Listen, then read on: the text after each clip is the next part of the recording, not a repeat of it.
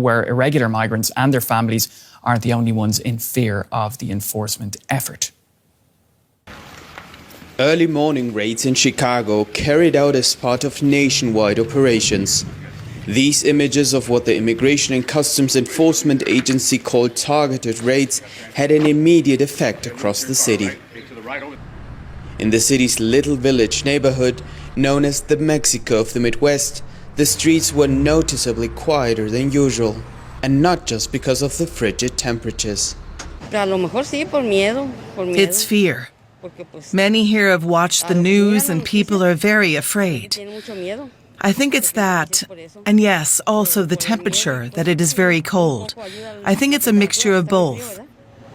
Matter of fact, there's a friend of mine, she is usually on the next block over, and she's not here no more. She's a vendor, and she's not here. And I noticed a couple other vendors, they're not around. More than less likely, they're probably undocumented and they're afraid to come out. It's what President Trump said that is affecting a lot of businesses. There are people who are afraid to go shopping or visit restaurants because they are scared of those things. For many restaurant employees, it's already noticeable. By now, there should be more people here. There should be more movement. It has been like this since Inauguration Day, but there was a decrease even before with less people here. It feels strange on the streets. People are more stressed. Many don't know what might happen tomorrow. A question that many business owners are also asking themselves. Some are already raising the alarm. Businesses, we have heard from several that about 50 to 60% lost the amount of people who are coming in.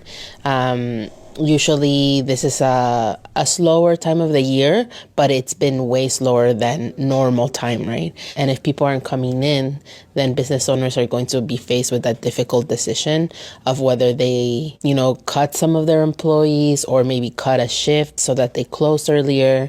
So it's going to have a heavy economic impact. And apart from customers not coming in, there are other economic concerns.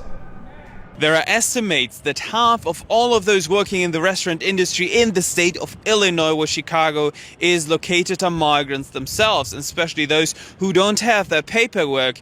It's a fear that they might try to avoid their workplaces, thinking that not only some customers, but also they themselves might be victims of these raids. Well, DW